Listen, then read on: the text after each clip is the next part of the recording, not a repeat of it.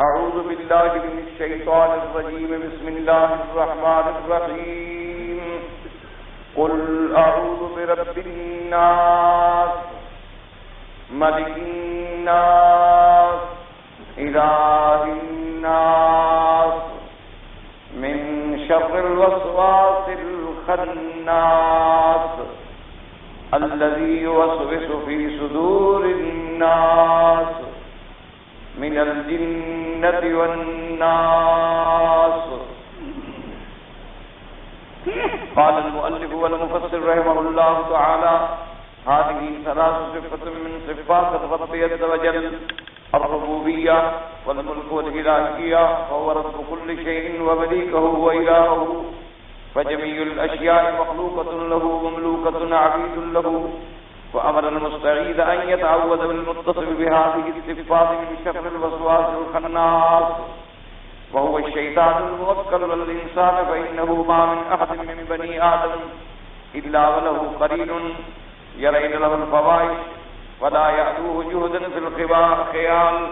والمعصوم من عصمه الله تبارك وتعالى، وقد ثبت بالصحيح أنه ما منكم من أحد إلا وقد وكل به قرينه. وقالوا: وأنت يا رسول الله؟ قال: نعم، إلا أن الله عانني عليه فأسلم فلم يأمرني إلا بخير. اب مفسر رحمۃ اللہ علیہ سورۃ الناس، جو اللہ کے قرآن مقدس کی آخری سورت مبارک ہے، اس کے بارے میں ارشاد فرما رہے ہیں کہ اللہ تبارک و تعالی نے اس سورت مبارکہ میں اپنے 3 صفتوں کا ذکر فرمایا ہے. ایک صفت تو ہے ربوبیت، اور دوسری صفت ہے اس کے مالکیت کی، یعنی مالک ہونے، اور تیسری صفت ہے الوہیت کی، یعنی اس کے الہ. ایسے اللہ تبارک و تعالیٰ کے لیے جیسے قرآن مقدس میں آیت مبارک ہے کہ للہ الاسماء الحسنی، اللہ کے بہت ہی پسندیدہ اور اعلیٰ اسماء ہیں، اور انہی کے ساتھ تم اللہ تبارک و تعالیٰ کو پکارا کرو.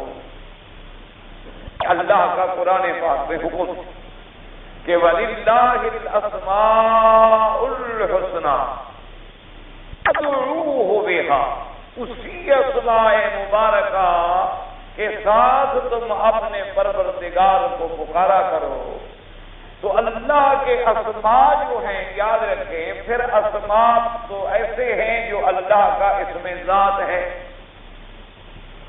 اور بعض اسماء مبارکہ ایسے ہیں جن کو کہتے ہیں اسماء صفات، یعنی اللہ کے صفاتی نام ہیں. اللہ کی صفتوں کا ذکر کیا گیا ہے اور وہ نام ہے صفاتی.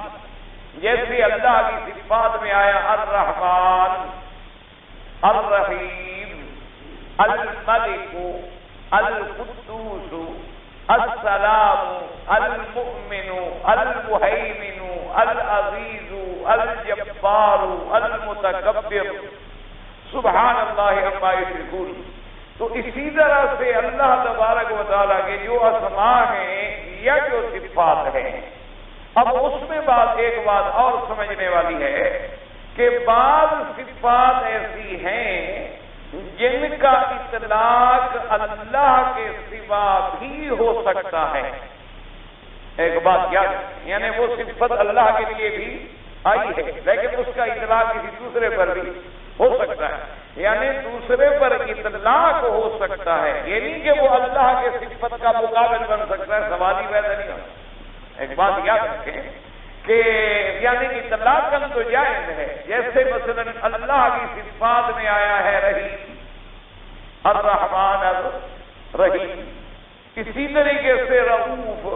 تو اب یہی صفتیں بے عین ہی حضور صلی اللہ علیہ وآلہ آلہ واصحابہ وسلم تسلیما کثیرا کثیرا کے لیے بھی قرآن مقدس میں آ گئی. اللہ تبارک و تعالی نے فرمایا لقد جاءکم رسول من انفسکم عزیز علیہ ما عنتم حریص علیکم بالمؤمنین رؤوف الرحیم.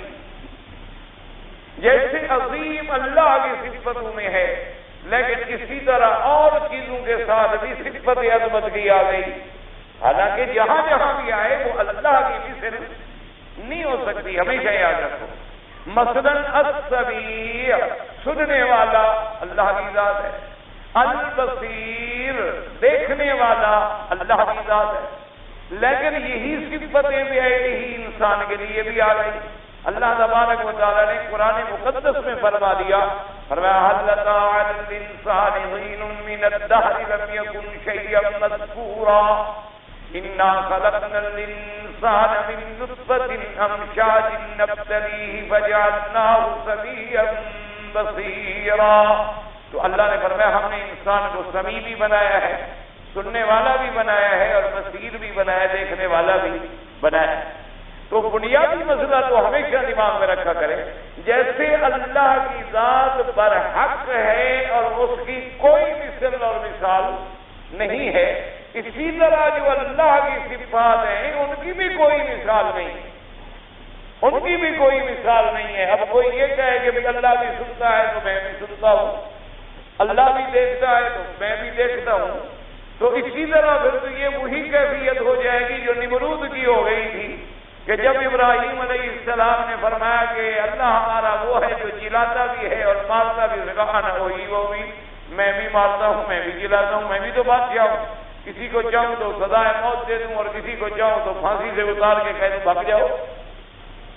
تو اس لیے حالانکہ وہ یہ نہ سمجھ سکا کہ وقت مقرر کر دینا یا کسی کو سزا میں چھوڑ دینا علیحدہ بات ہے، کسی کا پیدا کرنا علیحدہ بات ہے، کسی کا موت احیاء اور اماتہ علیحدہ چیز ہے، لیکن اسی لیے ہمیشہ یاد رکھیں تو بعض صفتوں کا اطلاق کسی دوسرے پر بھی ہو سکتا ہے، وہ صفت لیکن وہ اللہ کے مثل نہیں ہو سکتا، یہ ہمیشہ یاد رکھنا۔ اسی میں بنیادی عقیدے خراب ہوئے کہ بعض لوگوں نے جب پڑھا نا کہ بعض اللہ کی صفات کا اطلاق انبیاء علیہ السلام پہ آ گیا، اور بعض لوگوں نے اپنے عقیدت میں اور محبت میں بعض صفات کا اطلاق جو ہے وہ اپنے مشائخ پہ، بزرگوں پہ، اساتذہ پہ، علماء پہ، اولیاء پہ کر دیا، اور بعض لوگوں نے پھر جب احادیث مبارکہ میں پڑھا کہ اللہ نے فرمایا کہ میرا بندہ میرے قریب آ جاتا ہے، حتیٰ کہ وہ سنتا بھی مجھ سے ہے اور دیکھتا بھی میری آنکھ سے ہے، اور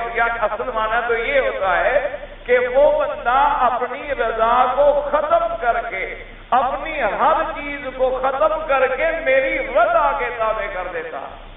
جب وہ سب کچھ میرے حکم پہ کر رہا ہے تو گویا میں کر رہا ہوں، جب وہ میرے منشے پہ کر رہا ہے تو گویا وہ تو میرا ہی عمل ہے، میرا ہی حکم ہے، اسی کی تعمیل ہو رہی ہے۔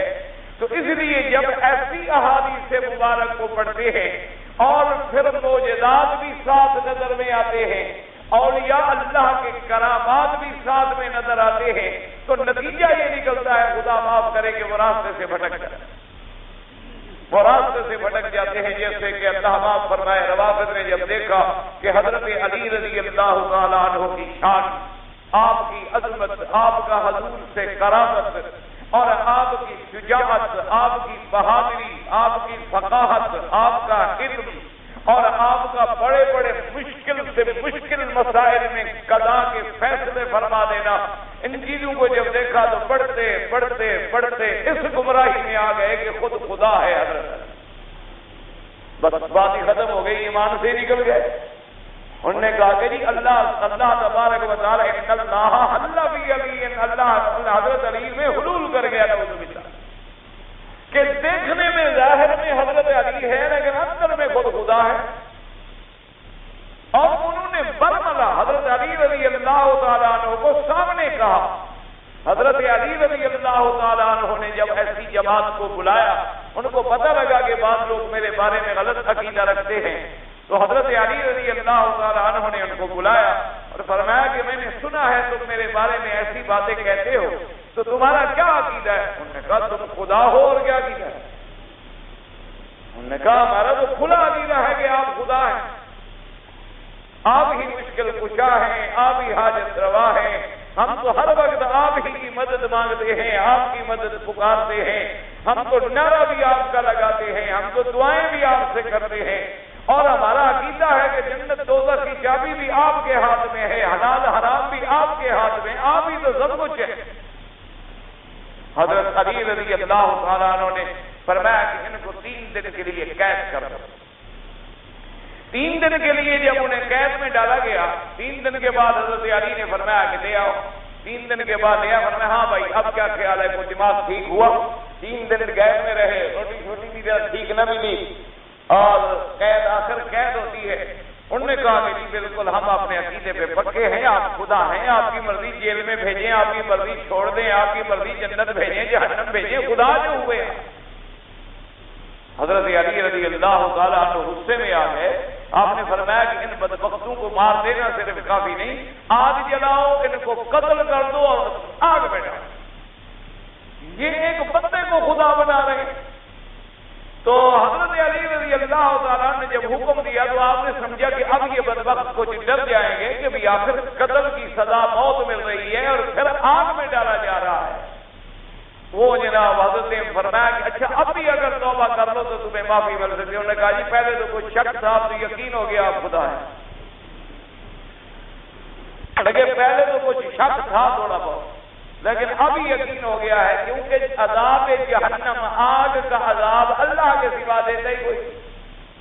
تو آپ نے ہمارے لیے آگ کا عذاب تجویز کیا ہے، اس لیے خدا ہے۔ کیوں ہوتا ہے؟ یہ وہی برادری ہے جو آج تک آگ میں چل کر بھی ماتم کرتے ہیں۔ آپ نے سنا ہوگا یہ آگ پہ بھی چلتے ہیں، یہ انہی کی یادگار زندہ رکھتے ہیں جو حضرت علی رضی اللہ تعالیٰ عنہ نے جن کو خود آگ میں ڈلوایا تھا۔ حضرت علی رضی اللہ تعالیٰ عنہ کے بارے میں یہ عقیدہ رکھنا، اب نتیجہ کیا نکلا کہ کفر آ گیا۔ اسی طرح یاد رکھو کہ ہمارے بھائی جو ہیں بعض بیچارے جاہل، وہ عقیدت اور محبت میں مبتلا ہو کے جب اپنے کسی بزرگ کی کوئی کرامت دیکھتے ہیں کہ ایک آدمی مثلاً گیا بزرگ سے کہا حضرت میری مشکل ہے، انہوں نے دعا کر دی، اللہ نے حل کر دی۔ اس نے کہا حضرت میری اولاد نہیں ہوتی، فرمایا اچھا اللہ تمہیں اولاد دیں گے، اولاد ہو گئی۔ کوئی مقدمہ تھا، فرمایا جاؤ اللہ تمہیں بری کر دیں گے، بری ہو گیا۔ تو انہوں نے کہا ہاں بھائی بات یہ ہے کہ ہمارا شیخ بھی دیکھنے میں تو ہے شیخ ہے، پیر ہے، بزرگ ہے، لیکن اندر سے یہ بھی خدا، کیونکہ جو حکم کرتا ہے پورا ہو جاتا ہے، جو بات کہتا ہے وہ ٹھیک ٹھیک اسی طرح ہو جاتی ہے۔ تو یہ ظاہر میں تو ہمارا مرشد ہے، لیکن اندر میں وجہ کیا ہے کہ اللہ تبارک و تعالیٰ نعوذ باللہ اپنے ان معبود اور مقبول بندوں کے اندر خود خدا آ جاتا ہے۔ اس عقیدے میں مبتلا ہو گئے، نعوذ باللہ ثم نعوذ باللہ ثم نعوذ باللہ، اور پھر اس کو ہوا اوست اور پتہ نہیں کیا کیا لقب دے ڈالے۔ اللہ تبارک و تعالیٰ رحمت فرمائے، حالانکہ ان لوگوں کے خیالات ہزاروں اور کروڑوں درجہ ان سے دور سے، یہ تو ان کی تا تک بھی نہیں پہنچ سکے، ان کی بات کو بھی نہیں سمجھ سکے، لیکن ان جاہلوں نے اپنے عقیدوں کو تباہ کر کے مسلمانوں کو صراط مستقیم کی پٹڑی سے اتارا۔ اب دیکھو ٹھنڈے دل سے سوچو کہ اللہ تبارک و تعالیٰ اگر بندوں میں حلول کرتا ہے تو سب سے پیارے بندے تو نبی ہوتے ہیں۔ تمام مخلوق میں سب سے پیارے بندے کون ہیں؟ بھائی انبیاء سے بھی کوئی شان والا ہے، اللہ کے رسولوں سے بھی کوئی شان والا ہے۔ تو 1,24,000 نبی گزرے، تو پہلے تو 1,24,000 نبیوں میں خدا داخل ہو گئے، یعنی ہندوؤں نے 35 کروڑ دیوتا شاید اسی لیے بنایا ہے، ان کے نزدیک بھی 35 کروڑ دیوتا ہے۔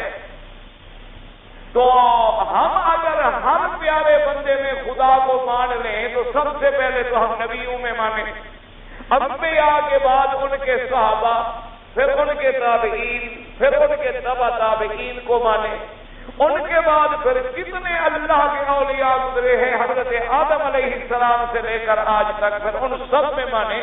تو نعوذ باللہ اللہ معاف فرمائے خدا کتنے مان لیے ہم نے۔ اسی لیے کہتے ہیں نا تو واحد ہے، تو واحد ہے مگر لاکھوں دلوں میں ہے تیرا مسکن، کہ ویسے تو اللہ میاں ایک ہے لیکن لاکھوں دل ہیں جن کے اندر تیرا ڈیرا ہے۔ مسکن مانا رہنے کی جگہ، مسکن کہتے ہو نا سکونت کی جگہ۔ تو اب اللہ کی سکونت کی جگہ جو ہے وہ اولیاء اللہ کے دل ہو گئے، اس کے اندر اللہ میں ٹھہرے ہوئے ہیں، جو اپنے کعبے میں بھی نہیں ٹھہرتا، پاک ہے، اس کی صفت علو ہے، وہ عرش پہ ہے، لیکن انہوں نے کیا عقیدہ بنایا کہ تو واحد ہے مگر لاکھوں دلوں میں ہے تیرا مسکن، تیری وحدت کے کیا کہنے، تیری کثرت کے کیا کہنے، کہ اللہ دیا ہم حیران ہیں، ادھر سوچتے ہیں تو تو ایک ہے اور ادھر دیکھتے ہیں تو تو بہت ہے، ہمیں سمجھ نہیں آ رہی کہ تو واحد ہے کہ کثیر ہے۔ آگے جائے بیٹھے کہتے ہیں سبحان اللہ، اے اندر دی گل کی حضرت نے، میں کہ اے ہے اندر دا مسئلہ، اے مولوی دے باہر والی گل جان، انا للہ و انا الیہ راجعون، دعا کرو اللہ ایسے غلط عقیدوں سے معاف فرمائے، اللہ ہر مسلمان کو صراط مستقیم عطا فرمائے۔ اور یہی وہ وجہ ہوتی ہے کہ جب ان کو کہا جائے کہ بھائی حضرت نے نماز نہیں پڑھی، وہ کہتے بڑے جاہل ہو یار، نماز پڑھی جاتی ہے خدا کی، اور خدا تو حضرت کے اندر ہے، تو وہ کس کی نماز پڑھے؟ یعنی خدا اپنے آگے جھکتا رہے، خدا بھی کبھی جھکتا ہے، اس لیے ان کا عقیدہ ہوتا ہے کہ مرشد نماز نہ پڑھے، روزہ نہ رکھے، حج نہ کرے، زکوٰۃ نہ دے، قرآن نہ پڑھے، جو مرضی آئے کرے، انہوں نے کہا جی مرشد ہے حضرت، آپ کو پتہ نہیں ہے، یہ ظاہراً گالیاں دیتے ہیں، یہی تو دعا ہوتی ہے۔ کہتے ہیں مرشد جب گالی بھی دیتا ہے نا، وہ ماں بہن کی گالی دے رہے ہو، کہا سبحان اللہ، کیا میرا کم ہو گیا، کیوں نے کہا حضرت نے گالیاں، نعوذ باللہ۔ اور حضور پاک کا فرمان کہ آپ نے فرمایا گالی دینے والا مومن ہی نہیں ہوتا، حضور کا فرمان یہ ہے کہ المومن لا یکون فاحشا ولا متفحشا، میرے مدنی سرکار کا فرمان ہے کہ فحش بکنے والا مومن کی صفت ہی نہیں ہے، مومن کی تو صفت یہ ہے کہ کوئی اس کو بھی گالی دے تو وہ چپ کر کے گزر جاتا ہے۔ وَإِذَا خَاطَبَهُمُ الْجَاهِلُونَ قَالُوا سَلَامًا، اللہ کا قرآن کہتا ہے جب میرے پیارے بندوں کو یہ جاہل چھیڑتے ہیں، ان کو برا بلا کہتی ہیں، وہ سلام کر کے متارکت کا دور سے گزر جاتی ہیں۔ وَإِذَا مَرُّوا بِاللَّغْوِ مَرُّوا كِرَامًا، اور جب ان بےہودہ لوگوں سے گزرتے ہیں تو وہ اپنا عزت کا دامن بچا کے گزر جاتی ہیں، کہ ابھی لہب گالیاں دے رہا ہے، محمد مدنی دعائیں فرما رہے ہیں، ابھی لہب، ابی بن خلف، عقبۃ بن ابی معیط، یہ بڑے بڑے بدبخت کافر جب میرے مدنی کی شان میں گستاخی کرتے تھے تو حضور فرماتی تھی الحمدللہ میں اللہ کا سچا نبی ہوں لیکن تم سمجھ نہیں سکے، اور دعا کرتے تھی اللہ ان کو ہدایت عطا فرما۔ اس لیے اب اندازہ کرو، اور ہمارا عقیدہ کتنا بگڑ گیا کہ گالی میں ہمارا کام ہو جاتا، اور کسی کو اگر حضرت مار دے تو میرے خیال میں وہ تو سیدھا پہنچ گیا، جب گالی سے کام ہو جاتا ہے تو مارنے سے تو سبحان اللہ اس کے میرے خیال میں 14 طبق روشن ہو جائیں گے۔ تو اس لیے ہمیشہ یاد رکھو یہی عقیدے میں ٹھوکریں لگتی ہیں۔ تو بعض صفتیں جیسے اللہ کی صفت ہے رب، اللہ کی صفت ہے رؤوف، اللہ کی صفت ہے رحیم، اللہ کی صفت ہے سمیع، اللہ کی صفت ہے بصیر، لیکن ان صفتوں کا اطلاق کسی دوسرے پر بھی ہو سکتا ہے، اور بعض صفتیں ایسی ہیں جن کا اطلاق بھی کسی دوسرے پر نہیں ہو سکتا۔ یاد رکھو خالق کس کی صفت ہے، اب کوئی اور خالق نہیں بن سکتا، الہ کس کی صفت ہے اور کوئی الہ نہیں بن سکتا۔ اسی طریقے سے اللہ تبارک و تعالیٰ کی ایسی صفات مبارک ہیں جن صفتوں کا یعنی ظاہری طور پر بھی اطلاق کسی پہ نہیں ہو سکتا۔ بعض پہ اگر اطلاق ہوتا تھا تو مجازن ہوتا تھا، جیسے آپ کہتے تھے رب ہذہ الدار یا رب الدار، رب البیت، ربۃ البیت، یا جیسے قرآن کہتے ہیں اتخذوا احبارهم ورهبانهم اربابا من دون اللہ، کہ ان لوگوں نے اپنے مولویوں کو، اپنے پادریوں کو، اپنے پیروں کو اللہ کے سوا بھی رب بنا دیا تھا۔ اس لیے حضرت یوسف علیہ السلام نے قرآن میں فرمایا یا صاحب السجن اارباب متفرقون خیر ام اللہ الواحد القہار. انہوں نے فرمایا اے لوگوں، اے میرے قید کے ساتھیوں، کیا یہ لاکھوں خدا بنا لینا بہتر ہے یا ایک خدا کے دروازے پہ جھکنا بہتر ہے جو واحد بھی ہے قہار بھی ہے؟ اس لیے ارباب جمع رب، ارباب جمع رب. تو اب رب کی صفت کا اطلاق تو کسی جگہ پر بھی ہو سکتا تھا، لیکن جب تین صفتیں اللہ نے ایک ہی سورت مبارک میں لگا دی کہ صرف رب نہیں، رب بھی ہے، مالک بھی ہے اور الہ بھی ہے. اب اللہ کے سوا یہ کیوں کوئی آدمی بادشاہ تو بن سکتا ہے لیکن الہ نہیں. کوئی آدمی مجازی طور پر اپنے آپ کو کہہ سکتا ہے رب کا اطلاق، لیکن وہ ساتھ رب بھی بنے الہ بھی بنے، سوال نہیں پیدا ہو سکتا. ہر مالک کبھی بادشاہ نہیں ہوتا، ہر بادشاہ الہ نہیں ہوتا. تو اللہ نے تینوں صفتوں کو یہاں جمع فرما دیا اور فرمایا قل اعوذ برب الناس مالک الناس الہ الناس. اب قرآن پہ غور کریں. اب ذرا پہلی صورت پہ چلے جائیں، اپنے دماغ کو دوڑائیں اور دیکھیں کہ اللہ کا قرآن آپس میں کیسے جڑتا ہے، یعنی اول اور آخر کا کیسے ربط ہے. پہلی آیت جب آپ نے پڑھی تھی کیا پڑھا تھا؟ الحمدللہ رب العالمین.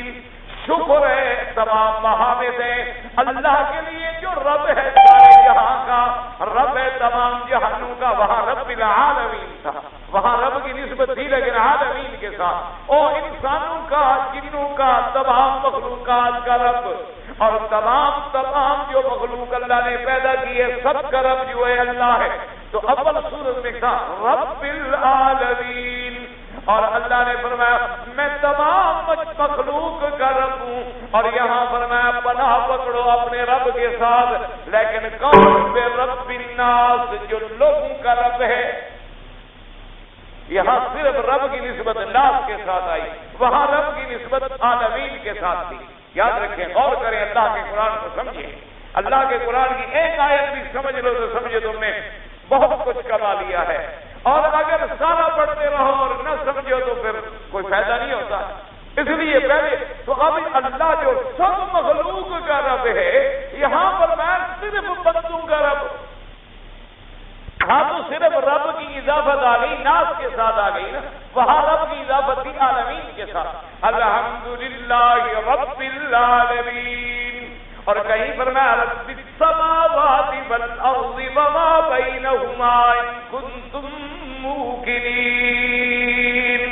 کہیں فرمایا جو رب ہے آسمانوں کا، کہیں فرمایا جو رب ہے زمین کا، اور فرمایا جو رب ہے آسمانوں اور زمینوں کے جو کچھ درمیان میں ہے اگر تم اس پر ایمان کی کان رکھتے ہو تو وہاں رب السماوات والارض. اور یہاں آیا رب العالمین. اور آخری صورت میں کیا ہے؟ قل اعوذ برب الناس، پناہ پکڑو اپنے رب سے جو رب ہے لوگوں کا. رب الناس اضافت رب کی ناس کی طرف آئی، وہاں اضافت رب کی عالمین کی طرف آئی. کہیں اضافت رب کی السماوات والارض وما بینہما کے ساتھ آئی، اور کہیں رب کی اضافت جو ہے تمام کائنات کے ذرے کی طرف آئی ہے. تو اس کی وجہ یہ ہے، یاد رکھو، اللہ نے فرمایا میں تو ساری مخلوق کا رب ہوں، لیکن میں نے جو قرآن بھیجا وہ چونکہ تمہاری ہدایت کے لیے بھیجا، بندوں کی ہدایت کے لیے بھیجا، انسانوں کی ہدایت کے لیے بھیجا، میں نے جنوں انس کی ہدایت کے لیے بھیجا. تو اس لیے اب قرآن کو ختم کرتا ہوں کہ اگر تم نے قرآن کو پکڑ لیا، پڑھ لیا، تدبر کر کے سینے سے لگا لیا تو اب میں تمہارا رب ہوں، میرے ساتھ پناہ پکڑو. ورنہ اللہ تو سب کا رب ہے، کوئی نہ مانے اس کا بھی رب ہے اور کوئی مانے اس کا بھی رب ہے. جو مخلوق ہے، جانور ہیں، کیڑے ہیں، مکوڑے ہیں، حشرات الارض ہیں، بحر ہے، بر ہے، خشکی ہے، دریا ہے، ذرے ذرے کا رب مولا ہے. لیکن جن نے قرآن پکڑ لیا، قرآن کو پڑھ لیا، توحید پہ پکے ہو گئے، قل هو اللہ احد کے سبق کو یاد کر لیا، اب خطرہ تھا کہ ان پر ظاہری بھی حملے ہوں گے، باطنی بھی حملے ہوں گے، اندر کے دشمن بھی مخالفت کریں گے، باہر کے دشمن بھی مخالفت کریں گے، اور رات کی تاریکیوں میں حملے بھی کریں گے. قاتل کی کوششیں بھی کریں گے، جادو بھی کروائیں گے، اور میرے قرآن سے روکنے کے لیے، توحید سے روکنے کے لیے تمام قسم کی رکاوٹیں پیدا کریں گے، اور پھر سب سے بڑا دشمن شیطان حملہ کرے گا، نفس حملہ کرے گا۔ اللہ نے فرمایا میرے بندے، تو نے الحمد سے شروع کر کے میری وحدانیت کا اقرار پہ جب اپنے آپ کو پکا کر لیا، میری توحید کا سبق تو نے یاد کر لیا، قل هو اللہ احد اللہ الصمد لم یلد ولم یولد ولم یکن له کفوا احد، تو اب جو ظاہری، جو حسی، جو معنوی، جو باطنی جتنے خطرات ہیں ان سے بچنے کے لیے میں جو تیرا رب ہوں، میری پناہ میں آ جا۔ اس لیے آخر میں فرما دیا قل اعوذ برب الناس، ورنہ یاد رکھے اللہ کی پناہ نہ ہو تو کوئی توحید والوں کو جینے دے گا۔ اللہ اگر حفاظت نہ کرے تو کوئی حق کہنے والوں کو زندہ رہنے دے، سوال ہی پیدا نہیں ہوتا۔ اللہ تبارک و تعالی رحمت فرمائے، اگر اللہ کی حفاظت نہ ہو تو کوئی میرے مدنی پاک کو مکے میں رہنے دیتا بنا۔ دشمنوں نے کتنا زور لگایا، دشمنوں نے کتنی تکلیفیں پہنچائی، اس لیے فرمایا کہ اب تم اپنے رب کی پناہ میں جو ناس، رب الناس۔ اچھا، اور پھر یاد رکھو ناس تو کہتے ہیں لوگوں کو، انسانوں کو ناس۔ اللہ اکبر، یاد رکھیں، لیکن اس میں فرق ہے، ہر ناس ناس نہیں ہوتا۔ کیا مانا؟ یہی اطلاق اللہ نے صحابہ پہ کیا، فرمایا اذا قیل لهم آمنوا كما آمن الناس، اذا قیل لهم آمنوا كما آمن الناس، جب ہم ان کو کہتے ہیں ایمان لے آؤ جیسے ایمان لائے الناس۔ الناس کون ہے؟ صحابہ۔ وہاں اچھا، الذین قال لهم الناس ان الناس قد جمعوا لكم فاخشوهم فزادوهم ایمانا وقالوا حسبنا اللہ ونعم الوکیل۔ اب وہاں بھی تھا قال لهم الناس، اور ان کو جب لوگوں نے کہا ان الناس، کہ لوگ یعنی کافر، تمہارے دشمن ساری قوتیں جمع کر کے تمہیں مٹانے کے لیے آ رہے ہیں، تو اب ناس تو ہر جگہ آتا ہے، جیسے اللہ نے فرمایا یخرج من بطونہا شفاء للناس، کہ شہد کی مکھیوں میں سے جو شہد نکلتا ہے وہ شفا ہے لوگوں کے لیے۔ اسی طرح فرمایا یا ایھا الناس اعبدوا ربکم، اور اسی طرح فرمایا للہ علی الناس، اور اسی طرح فرمایا ان اول بیت وضع للناس۔ اب جہاں جہاں نظر ڈالیں گے لیکن ہر جگہ پر ناس برابر تو نہیں ہوتے، ہر جگہ ناس کے اندر الف لام ہے، اور الف لام کے مطابق سیاق اور سباق پہ نظر ڈال کے فیصلہ کرنا پڑے گا کہ یہاں ناس کون ہے اور یہاں ناس سے مراد کیا ہے۔ تو اس لیے یہاں اضافت آ گئی ناس کے ساتھ۔ قل اعوذ برب الناس، کہہ دیجئے اعوذ، میں پناہ پکڑتا ہوں، اعوذ مانا پناہ پکڑنا، جیسے آپ پہلے پڑھتے ہیں اعوذ باللہ من الشیطان الرجیم، وہاں اللہ کی صفت، اس میں ذات ہے، اس میں جلالہ ہے اللہ۔ پناہ پکڑتا ہوں میں اپنے اللہ کے ساتھ شیطان مردود سے، اس کے حملوں سے میں اللہ کی پناہ پکڑتا ہوں۔ یہاں صرف فرق آ گیا، وہاں لفظ اللہ تھا، یہاں صفت رب آئی۔ کہہ دیجیے میرے مدنی اعوذ، میں پناہ پکڑتا ہوں، پناہ پکڑتا ہوں برب الناس، اس اپنے رب کے ساتھ جو رب ہے تمام انسانوں کا، جو رب ہے تمام انسانوں کا۔ تو اعوذ کا معنی کیا ہوتا ہے؟ پناہ پکڑنا۔ جیسے اللہ نے فرمایا اذا قرأت القرآن فاستعذ باللہ من الشیطان الرجیم، اور جیسے قرآن نے فرمایا قل اعوذ، اللہ سے پناہ پکڑو، اپنے رب کے ساتھ پناہ پکڑو، من ہمزات الشیاطین، شیطان کے وسوسے سے اپنے رب کے ساتھ. اچھا اب اسی میں مسئلہ سمجھ لیں, اللہ کی توحید سمجھے نا, ایک ایک لفظ میں خدا کی قسم اللہ کی توحید ہے, پر دعا کرو خدا توحید کی طرف دماغ لگا دے. دعا یہ کرو اللہ شرک سے ہمیں نکال ڈالے اور اللہ ہمارے دماغوں کو توحید کی طرف پھیر دے. اچھا اب پناہ جس سے پکڑی جائے, پناہ کمزور کی پکڑی جاتی ہے یا طاقتور کی؟ ہاں جی لیکن نا جی مثال کے طور پر ایک دیوار گر رہی ہو اور آدمی اپنے آپ کو پانی سے بچانا چاہے, اس دیوار پر بیٹھے لوگ کہے پاگل ہے وہ تو پہلے گر رہی ہے, وہ تو پہلے گر رہی ہے, اس کی پناہ پکڑنا ہے. عجیب بات ہے, بے وقوف آدمی ہے.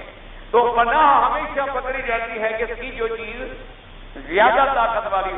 اب اللہ نے فرمایا نبی کو کہ پناہ پکڑو, کس سے پناہ پکڑو؟ تو نبی ہے پناہ پکڑنے والے. پناہ کس کی پکڑ رہے ہیں؟ تو جو جس کی پناہ میں آ جاتا ہے وہ زیادہ طاقتور ہے یا پناہ دینے والا طاقتور ہے؟ ایک ہے پناہ پکڑنے والا, ایک ہے پناہ دینے والا. سمجھو, ایک ہے مانگنے والا, ایک ہے دینے والا. بات تو سمجھنے کی ہے نا جی, ذرا سمجھ آ جائے بس بات ختم ہے. اور اللہ پاک جب راضی ہوتا ہے نا جی, تو جب دلوں پر کفر اور شرک کے زنگار لگے ہوئے ہوتے ہیں نا, تو جب راضی ہوتا ہے بس تھوڑا سا ان کو صاف کر دیتا ہے, بس دل روشن ہو جاتا ہے. دیکھا نہیں کہ صحابی آئے, وفد لے کے آئے میرے پاک نبی سرکار مدینہ کی خدمت میں صلی اللہ علیہ وسلم.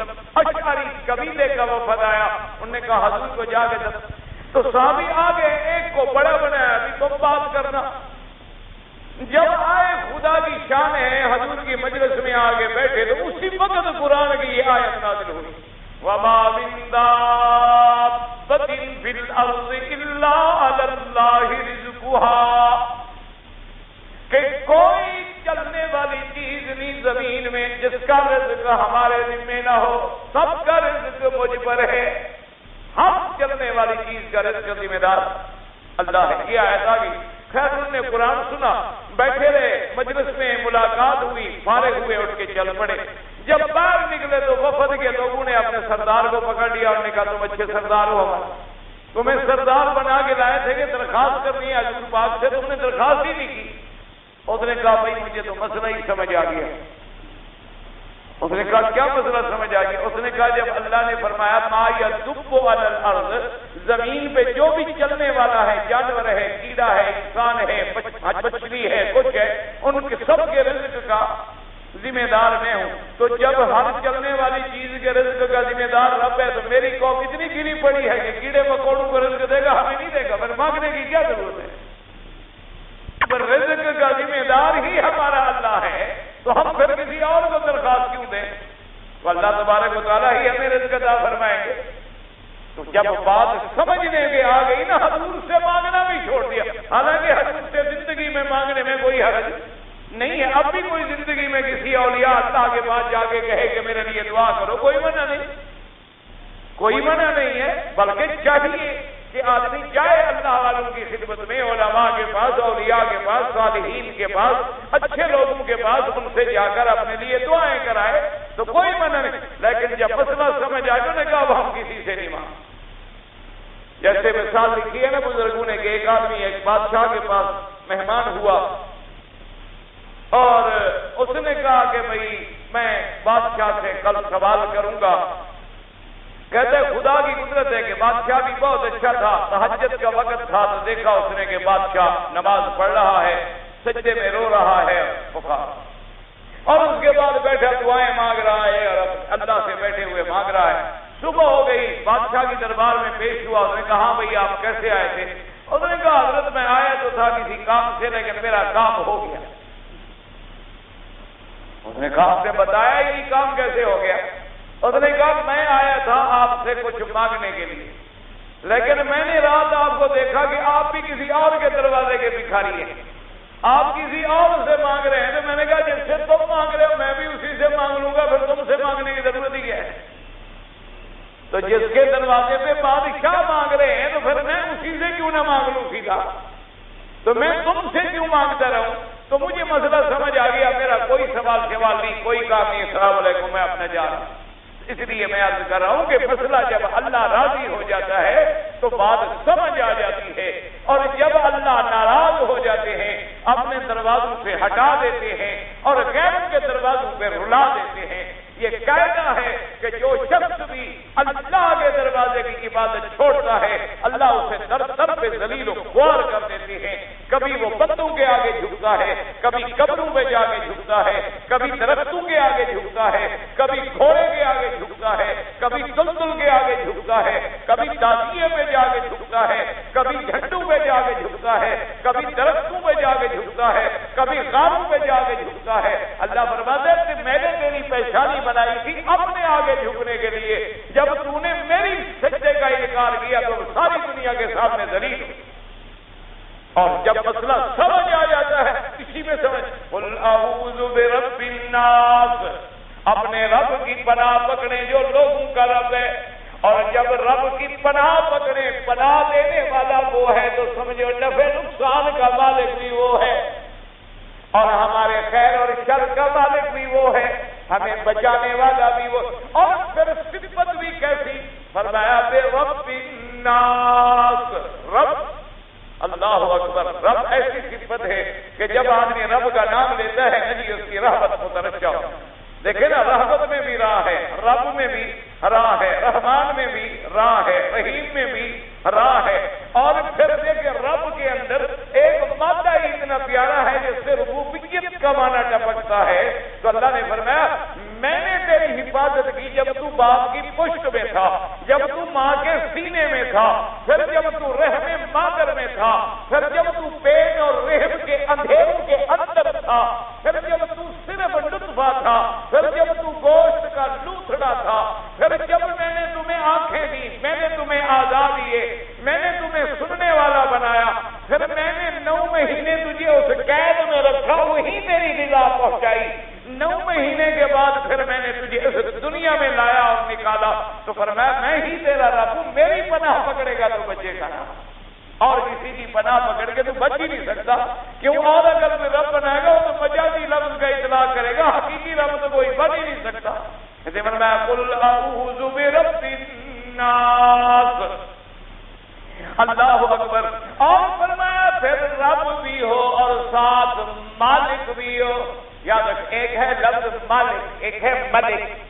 ملک مانا بادشاہ، مالک مانا مالک، مالک مانا ہر چیز کا مالک ہے۔ آپ عربی کا یہی لفظ اپنی زبان میں بھی استعمال کرتے ہیں کہ یہ فلاں کا ملک ہے جی، یہ زمین کس کی ہے؟ یہ جی میرا ملک ہے، یہ فلاں کا ملک ہے۔ اچھا یہ میں نے، اچھا اس طرح تمہیں یاد نہ ہو تو یہ تو تمہیں مسئلے یاد ہے نا، جب تم ختم پڑھتے ہو تو ثواب ملک کرتے ہو، وہ تو یاد ہے نا تمہیں؟ یہ مسئلہ بڑا یاد ہے لوگوں کو ماشاءاللہ۔ ختم پڑھیں گے نا، وہ کہے گا میں نے بھی ثواب تمہارے ملک کیا، وہ کہے گا مولوی صاحب میں نے بھی تمہیں ملک کیا، وہ کہے گا مولوی صاحب میں نے تمہیں ملک کیا۔ مولوی صاحب ایسا نہیں کرتے کہ سارا ملک لے کے اٹھ کے چلے جائیں السلام علیکم جان۔ او خدا کے بندے، ملک تو تب کرو پہلے تم مالک تو بنو۔ نہیں سمجھ آئی بات؟ بھائی دیکھیں نا، یہ اینک میرے پاس ہے، اب میں ان کو دے دوں ٹھیک ہے، لیکن میرے پاس اینک ہی نہ ہو تو میں کیا دے دوں؟ پہلے میں اینک کا مالک بنوں تو اینک کی خیرات بھی کروں۔ میرے پاس رومال ہو، پہلے میں اس کا مالک بنوں تو تب میں کہوں کہ حضرت یہ رومال میں آپ کو دے رہا ہوں ٹھیک ہے۔ اب میرے پاس رومال ہی نہ ہو، اینک ہی نہ ہو تو میں کہوں جی میں نے آپ کو اینک دی، وہ کہے حضرت اینک ہے کہاں؟ میں نے کہا جی میں نے آپ کو اینک دے دی، وہ کہا عجیب آدمی ہے استاد، حضرت دماغ ٹھکانے ہے، اینک ہے کہاں؟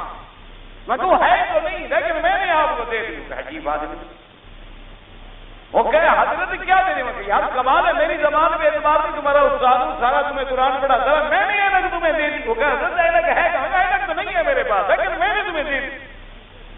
سمجھ آتی ہے بات؟ اچھا اب جب ہم نے قرآن پڑھا ثواب کون دے گا؟ ہم جو مسئلہ خدا کے کعبے میں ہو اپنے عقیدے ٹھیک کرو۔ ہم نے قرآن شریف پڑھ لیا، تم نے ایک پارہ پڑھا، میں نے پڑھا، سب نے ایک ایک پارہ پڑھ لیا، ایک ایک پارہ پڑھنے کے بعد اس کا ثواب کون دے گا؟ ہم اللہ۔ اچھا ہمیں پتہ ہے مل گیا،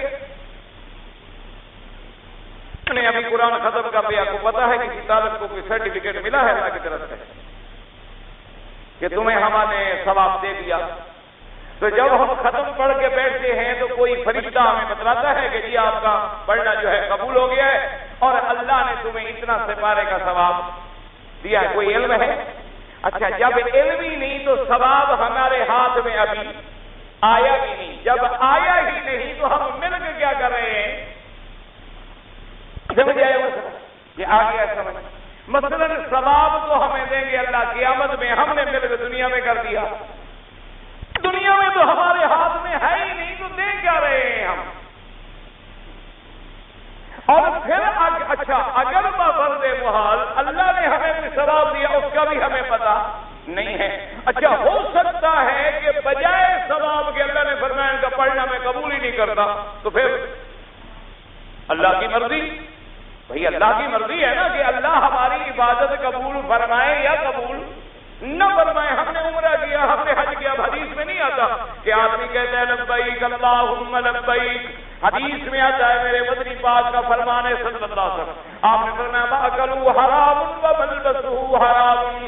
آپ نے فرمایا اس کا کھانا بھی حرام کے پیسوں کا، لباس بھی حرام کے پیسوں کا، ٹکٹ بھی حرام کے پیسوں کی، احرام بھی حرام کے پیسوں کا، رشوت کے پیسے کا، ظلم کے پیسے کا، ربا کے پیسے کا، سود کے پیسے کا، یتیموں کے مال کا، مشتبہ مال کا. جب وہ کہتے ہیں لبیک اللہم لبیک، اللہ کی طرف سے آواز آتی ہے لا لبیک ولا سعدیک وحج مردود علیک. اللہ فرماتے ہیں جاؤ کوئی تیری حاضری نہیں، تیرا حج ہم نے تمہارے منہ پہ دے مارا ہے، مردود ہے تو نکل جا.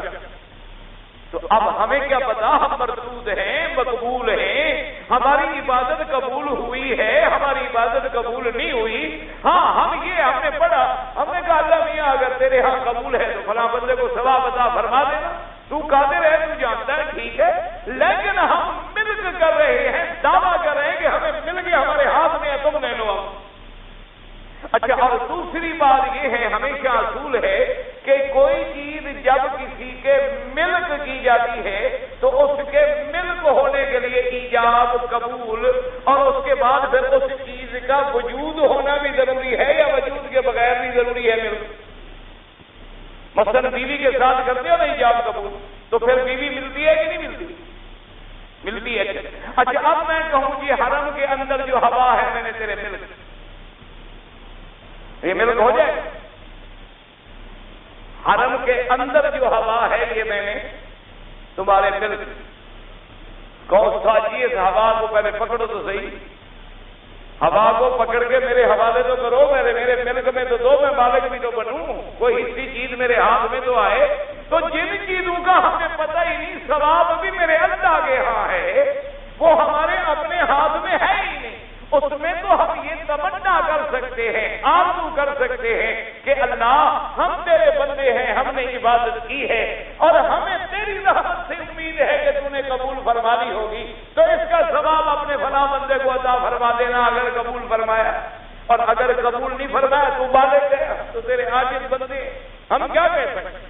ہمارے ہاتھ میں تو ہے کچھ، ہم تو سب کچھ تیرے سپرد کر رہے ہیں. اسی لیے دیکھا نہیں کہ جب اللہ نے فرمایا میرے مدنی پہ درود پڑھو، ہم کہتے اللہم صلی علی، میرا اللہ تو بھیج درود. حالانکہ اللہ نے ہمیں حکم دیا کہ تم درود پڑھو، ہم کہتے ہیں اللہ میاں آپ پڑھیں. وجہ کیا ہوتی ہے کہ اللہ میاں ہم تو گناہگار بندے ہیں اور تیرے شان والے نبی کے مطابق ہم کوئی پڑھنے کے قابل ہیں، اس شان والے پیغمبر کے مطابق ہم کوئی سلاد بھیجنے کے لائق بھی ہے، ہماری زبانیں اس قابل بھی ہے. ہماری یہ گندی زبانیں، ناپاک زبانیں، جھوٹ بولنے والی زبانیں، غیبت کرنے والی زبانیں، گالی دینے والی زبانیں، حرام کھانے والی زبانیں اس قابل کہاں ہیں؟ لیکن تیرے حکم کو ہم ٹال نہیں سکتے، تو ہم پھر آجزی سے تجھ سے درخواست کرتے ہیں کہ تیرے پاک نبی کے شان کے مطابق جو شان سلاد ہو آپ خود بھیج دیجیے. ہم تو عاجز ہیں، ہم تو ضعیف اور عاجز اور درماندہ اور گناہگار بنتے ہیں، ہماری تو طاقت ہی نہیں. ہم تو اگر 1000 بار بھی اس گندی زبان کو ہر کے غلام سے بھی دھو ڈالے پھر بھی حضور کے نام لیتے ہوئے ہمیں تو ادب آئے. کیا پتا ہے زبان نام لینے کے قابل بھی ہے کہ نہیں. تو اس لیے ہمیشہ یاد رکھا کریں، ایک لفظ میں مسئلہ سمجھ آ جائے. قل اعوذ برب الناس، تو رب بھی میرا اللہ آگے فرمایا صرف ربوبیت کا اقرار کرو، مالک الناس، مالک الناس، جو بادشاہ ہے تمام لوگوں کا بادشاہ۔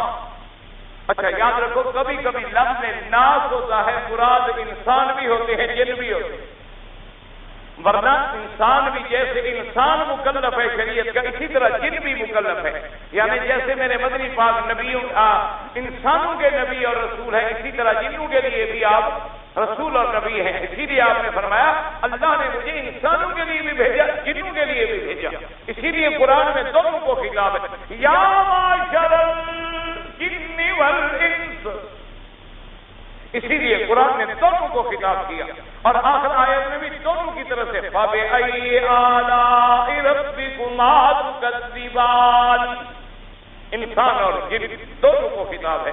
اچھا کبھی کبھی یہ ہوتا ہے کہ لفظ ناس ہے، اطلاق جنوں پر بھی ہے۔ حدیث میں آتا ہے حضور کی خدمت میں ایک وفد آیا، اناس من الجن، جنوں میں سے کچھ لوگ آئے، تو لفظ ناس کا اطلاق جنوں پر بھی کر دیا گیا۔ اچھا اسی طرح قرآن میں بھی دیکھو وَأَنَّهُ كَانَ رِجَالٌ مِّنَ الْجِنِّ رِجَالٌ مِّنَ الْإِنسِ يَعُوذُونَ بِرِجَالٍ مِّنَ الْجِنِّ، اللہ نے فرمایا بعض بندے انسانوں میں سے جنوں کی پناہ پکڑتے تھے۔ پہلے زمانے جاہلیت میں یہ رواج تھا کہ لوگ جب جاتے تھے نا رات کو کہیں صحرا میں رہتے تھے تو وہ کہتے تھے اعوذ بسید ھذا الوادی، وہ کہتے تھے کہ اے جنوں کے سردار جو اس وادی کے جنوں کا سردار ہے ہم تیری پناہ میں ہیں، وہ اس کی پناہ پکڑتے تھے۔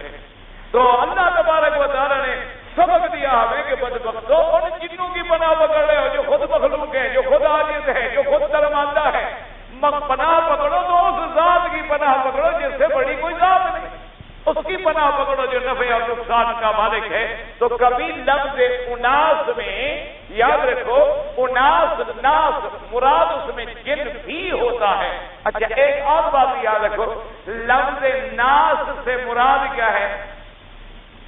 انسان، انسان لوگ، انس مادہ وہی ہے، انسان میں انسان کا مادہ کیا ہے؟ انس، اس کا مادہ کیا ہے؟ وہی الف نون سین، وہی انسان۔ ناس کا مادہ کیا ہے؟ وہی بات آ گئی، تو بات تو وہی ہے انسان۔ اچھا اور نسیان کا مادہ کیا ہے؟ اب کوئی پوچھے نا جی کہ بھائی میں نے آپ سے کہا تھا مجھے کل ملنا، تو کہتے جی نصیب استاد نصیب میں بھول گیا، ناسی میں بھول گیا، آپ نے کہا تھا مجھے کل ملنا لیکن میں بھول گیا۔ اللہ نے فرمایا ہیں تو بندے پر ہیں بڑے بھلاکو، میں نے پیدا کیا ان کو اپنی عبادت کے لیے، اپنے خدا کو بھول کے غیروں کے دروازے پہ گرے ہوئے۔ وہی مادہ وہی ہے جو ناس میں ہے، جو انسان میں ہے، جو ناس میں ہے، جو نسیان میں ہے، جو ناسی میں ہے، وہی ایک مادہ ہے۔ مادے پہ نسی آدم بھول گئے، ہم نے کہا تھا درخت کے قریب نہ جانا، اللہ نے فرمایا فنسی آدم بھول گئے۔ میرے مدنی پاک نے فرمایا نسی آدم فنسی ذریتہ، جب ابا بھول گیا تو بیٹے بھی بھول، جب ابے میں بھول آ گئی ابا بھی بھول گیا تو اولاد میں بھی تو بھول آئے گی، جب باپ بھولنے والا ہو تو بیٹے میں بھی تو بھول آئے گی۔ حضور نے فرمایا اولاد میں بھی بھول آ گئی، ابا نہ بھولتے تو ہم بھی نہ بھولتے، لیکن ابا جو بھول گئے تو ہم بھی بھول گئے، کیونکہ نہ بھولنے والی صفت کس کی ہے؟ یاد رکھو نہ بھولنے والی کس کی صفت ہے؟ اللہ کی۔ لا یضل ربی ولا ینسا، جو نہ بہتے نہ کبھی بھولے۔ اچھا اب بھولنے والے کی پناہ پکڑے وہ تو ختم ہو گیا۔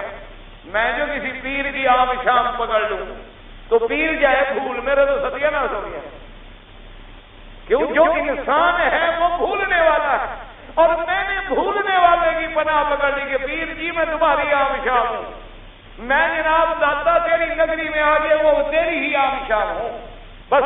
اچھا ان کو بعد ہی بھول گیا، میں تو بھول گیا، تو اس کی پناہ پکڑی جائے جو بھولنے سے پاک ہے، جو کبھی بھولتا نہیں ہے۔ یاد رکھو مسئلے کو سمجھو، یہی تو وجہ ہے نا کہ اگر ہم نے بھولنے والوں کی پناہ پکڑ لی، اب جیسے دیکھو نا ماشاءاللہ کہتے ہیں 65 میں ہمارے بزرگ نہیں بھولے، ہمیں بم گرتے تھے تو بزرگ پکڑ لیتے تھے، 71 میں بھول گئے، ہم تو رول گئے نا۔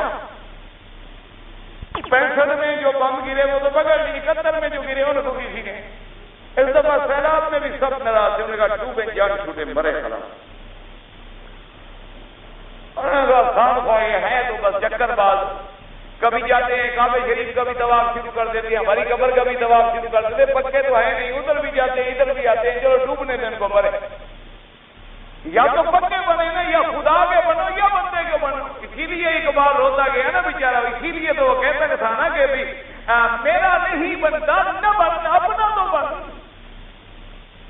اسی لیے تو وہ روتا رہا نا غریب، پانی پانی کر گئی مجھ کو قلندر کی یہ بات، تو جھکا جب غیر کے آگے نہ تن تیرا نہ بن. کیا بڑی بات کہہ گیا ہے. اللہ تبارک و تعالیٰ اس کی گناہ معاف فرما دے اور قبر پہ رحمت فرمائے. اللہ تمام مسلمانوں کی قبروں پہ رحمت. کتنی بڑی بات کہتے ہیں، پانی پانی کر گئی مجھ کو قلندر کی یہ بات، تو جھکا جب غیر کے آگے نہ تن تیرا نہ بن. اس لیے آخر میں بیچارہ کہتے ہیں کہ اگر تمہیں توحید سمجھ نہیں آ رہی، چلو تم میرا خدا نہیں بنتا، میرا نہ بن اپنا تو بن، اپنے آپ کو تو بچا. ہاں لیکن افسوس ہے کہ ہم نے نہ خدا کے کلام پہ غور کیا، نہ رسولوں کے کلام پہ غور کیا، نہ اللہ کے اولیاء کے کلام پہ غور کیا، نہ اللہ کے بندوں کے کلام پہ غور. ہم نے تو بس اپنے عقل سے اپنے ہوا سے فیصلے کر. تو اس لیے یاد رکھو کہ نسیان کا مادہ بھی، ناسی کا مادہ بھی وہی ہے جو ناس کا مادہ ہے. جو ناس کا مادہ ہے تو پناہ تو اس کی پکڑو جو بھولنے سے پاک ہو، جو نسیان سے پاک ہو. ایسا نہ ہو کہ ہمیں تو پناہ دے دے لیکن آپ دیکھیں نا جی، کبھی کبھی گھر میں مہمان آتا ہے، آپ اس کو ٹھہرا دیتے ہیں. اب مہمان بیٹھا ہوا ہے بیچارہ، وہ شرم کے مارے دروازہ نہیں کھٹکھٹاتا کہ یار مولوی صاحب استاد سو گئے ہوں گے، ان کے مطالعے کا وقت ہوگا، سونے کا وقت ہوگا. اور جناب صبح کو آدمی جب اترتا ہے تو دروازے سے گزرتا ہے، لائٹ جب یہ ہوگا لا حول ولا قوت الا باللہ. اب جناب آ گیا، معافی مانگ رہی، یار رات میں نے کھانا نہیں بھیجا، مجھے تو بھول گئے کہ آپ یہاں ٹھہرے ہوئے تھے، معاف کرنا، مجھے معاف کرنا، میں بڑا شرمندہ ہوں. تو انسان جو بھول جائے وہ کسی کو نہ رزق دے سکتا ہے نہ پناہ.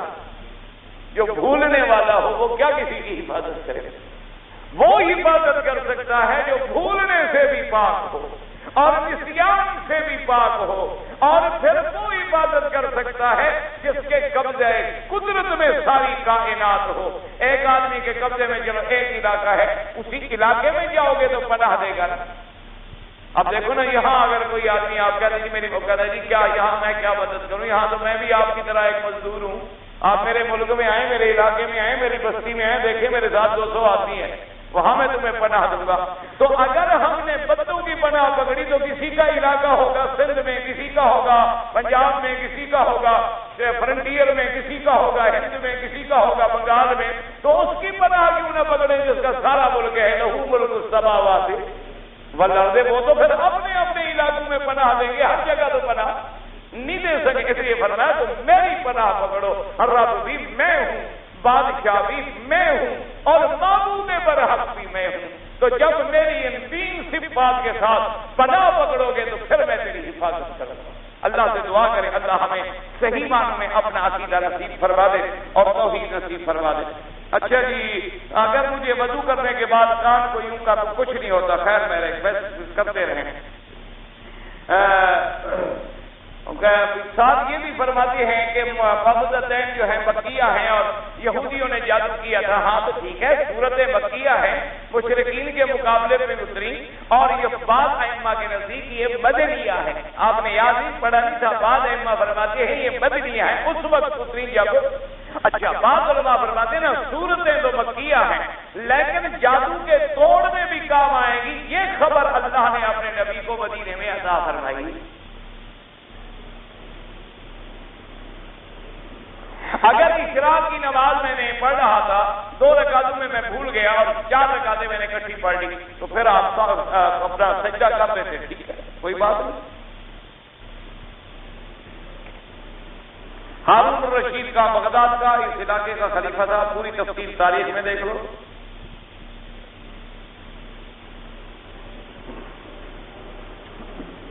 میں عمرے پر آیا اپنی بیوی بچوں کو لے کر، مجھے اپنا بھائی کہتا ہے کہ یہ رقم غریبوں کو دی. دیکھو بھائی، حج زندگی میں ایک دفعہ فرض ہے، عمرہ جو ہے سنت ہے محمد اس لیے اگر کوئی آدمی عمرے پہ نہ آئے اور رقم غریبوں کو دے دے ٹھیک ہے. اسی طرح حج فرض اگر آپ نے ادا کر لیا ہے، اب نفلی حج پہ نہ آئے، غریبوں کی مدد کر دیں، وہ بھی ٹھیک بات ہے.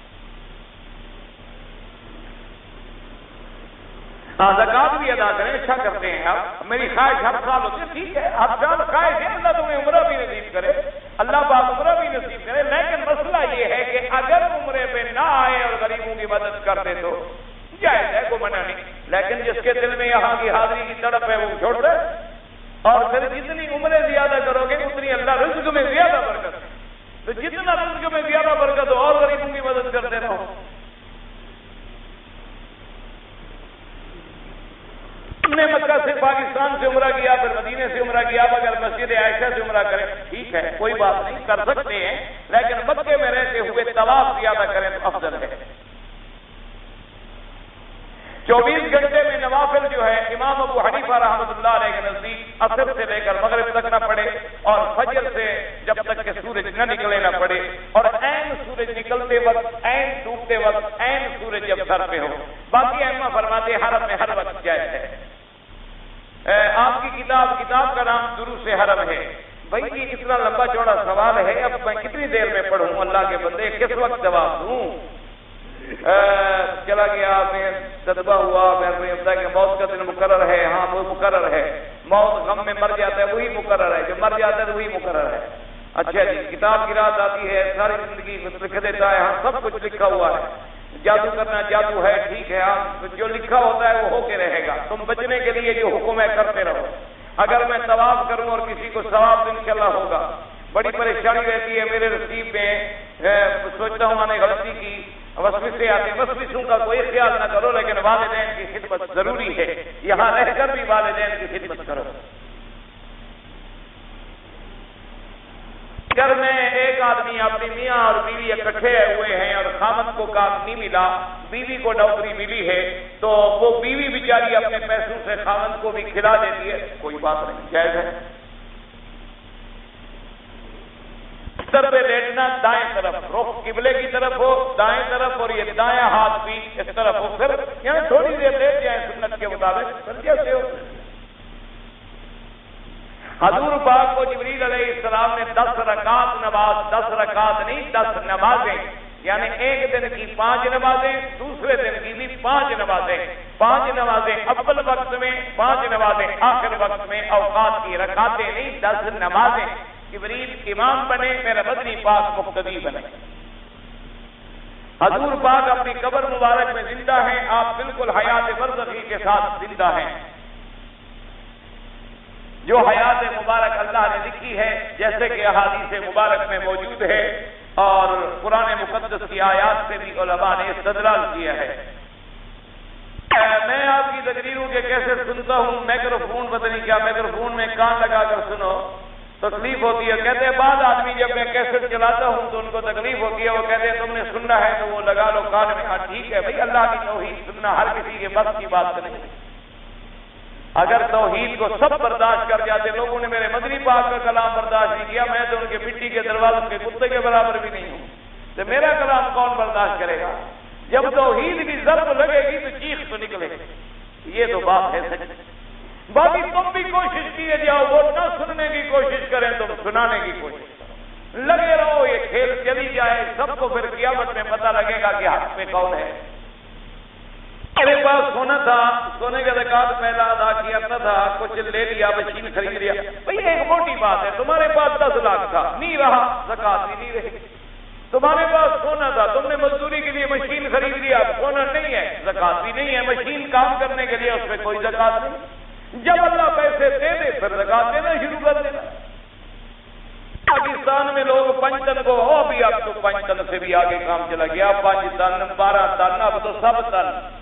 اب تو ظاہر میں پیر فریدن، باطن میں خود اللہ. اب تو کام بہت آگے گیا ہے. اچھا جی، میں نے 4 مہینے پہلے طلاق دی تھی، 3 کے بعد بھیجے تھے، 1 ورق رکھ لیا، 2 واپس بھیج دیے. 3 ورقے طلاق کے تعطل نیت سے لکھے تھے، واپس ہے، سوچا طلاق روک دی، اور بعد میں پتہ چلا میری بیوی بھی بے قصور ہے. بس بڑی لمبی چوڑی بحث میں نہ پڑو، فرق کے دیکھو نا جی. یہ ایک 10 کاغذ ہے، میں نے اس پر بھی طلاق لکھی، پھر اس کی کاپی بنائی، پھر فوٹو کاپی بنائی، 100 کاپی بنا لوں، لیکن میری نیت طلاق دینے کے وقت ایک طلاق ہی تھی، ایک طلاق۔ اب یہ نہیں کہ کاغذ اگر زیادہ بن گئے دوسری طلاقیں ہوتی چلی جائیں گی جتنے کاغذ بن جائیں گے، سمجھ آ رہی ہے نا بات؟ تم نے قانون کے مطابق اس کی 3 کاپیاں بنا دی، کیونکہ لوگ پہلے بیوی کو طلاق دیتے تھے، اب تو چیئرمین کو بھی طلاق دینی پڑتی ہے۔ آپ کا قانون ہے صرف بیوی کو طلاق نہیں دینی پڑتی بلکہ بیوی کو بھی دے، چیئرمین کو بھی دے، اور اس کو پتہ نہیں ان کا کیا رشتہ ہوتا ہے ہر مسلمان کی بیوی کے ساتھ، بس جاہلانہ قانون ہے، قرآن کی مخالفت کریں گے تو یہی نتیجہ نکلے گا۔ اللہ تبارک و تعالیٰ رحمت فرمائے۔ بہرحال تو بہرحال فرق کے زیادہ ہو جانے سے کوئی فرق نہیں پڑتا، اصل معاملہ ہے تیری نیت کا۔ تو نے ایک طلاق دی تھی، ایک ہے، رجوع کر سکتے ہو، 2 طلاقیں دی تھی پھر دوبارہ نکاح کر سکتے ہو، اگر 3 طلاقیں دی تھی تو پھر جب تک وہ کسی اور جگہ نکاح نہ کرے تم نہیں کر سکتے ہو۔ اردو تفسیر جو ہے، تہذیب جو ہے، معارف القرآن ہے، وہ پڑھا کرے۔ ایک آدمی کی والدہ فوت ہوئی، قبر پکی بنائی، پکی قبر بنانا شریعت میں حرام ہے۔ میرے پاک نبی نے حکم دیا ہے کہ قبر پکی نہ بنائی جائے، نہ قبروں پہ چونا کیا جائے، نہ قبروں پہ پتھر لگایا جائے، نہ قبروں پہ سنگ مرمر لگایا جائے، اور نہ قبروں پہ کتبے لگائے جائیں۔ ہمارے ہاں جو رواجیں لکھ دیتے ہیں فلان ابن فلان فلاں تاریخ کو پیدا ہوا، فلاں تاریخ کو مر گیا تھا، بس مٹی میں آ گئے، سب انسان ہے اللہ کے یہاں برابر۔ اگر امام صاحب تراوی پڑھیں تو ہم کیا کریں؟ آپ چپ کر کے قرآن سنتے رہیں، جب قرآن پڑھا جائے چپ کرو۔ ہمارے ملک میں پیر صاحب کو قبلہ کہتے ہیں، پیر صاحب کو قبلہ کیا؟ آپ قبلے کا بھی کہتے ہیں، پیر جو ہے اس قبلے کا بھی پیر ہے۔ کہتے ہیں بی بی صاحبہ جب آئی تھی نا رابعہ بصری، کعبہ شریف گیا تھا ملنے کے لیے، پیر بادشاہ کعبہ شریف چل کے گیا بی بی صاحب کو ملنے۔ اللہ کے بزرگ نے جو دیکھا یہاں کعبہ ہے، چلو چلا۔ اچھا جتنی دیر کعبہ وہاں رابط نہیں، ہم نے نمازیں کدھر پڑھی؟ اچھا پیر ہے کہ کعبے کو ادھر بلا لیا، ہمارا تو سبھی ناز ہو گیا، نمازیں ختم۔ اچھا خدا کی شان یہ ہے کہ حضور مدینے پاک سے آئے، احرام باندھ کے حدیبیہ بیٹھے رہے، کعبہ نہیں گیا، بی بی رابعہ بصریہ کے لیے چلا گیا۔ یہ مسلمانوں کا عقیدہ ہے، خدا کے لیے توبہ کرو ان عقیدوں سے۔ اچھا جی ہوٹلوں میں جو گوشت آتا ہے احتیاط کریں، باہر کے گوشت کا کوئی اعتبار نہیں۔ مرد عورت کو اکٹھا حاجی پر آتا ہے، عورتیں علیحدہ کمرے میں، مرد علیحدہ کمرے، لیکن دن کو مرد عورتیں مل جل لیتے ہیں، کیا ہے جائز؟ بھائی حج میں کیا، غیر حج میں کیا؟ غیر محرم عورت سے ملنا بھی حرام، بولنا بھی حرام، کٹھے کمرے میں رہنا بھی حرام، اس کے چہرے پہ نظر ڈالنا بھی حرام۔ یہ کیا دن میں بھی حرام، رات میں بھی حرام۔ ارے رسالت ہمارے ملک میں لگاتے ہیں یا رسول اللہ، تو کیا ٹھیک ہے کہ یہاں حرف ندا ہے اور اس طرح نعرہ لگانا اللہ کے سوا کسی کے لیے جائز نہیں۔ اور ویسے ہی یاد رکھو یہ نعرہ ہی غلط ہے۔ نعرے کا معنی یہ ہوتا ہے کہ جس کا نعرہ ہو کم از کم نام تو آئے۔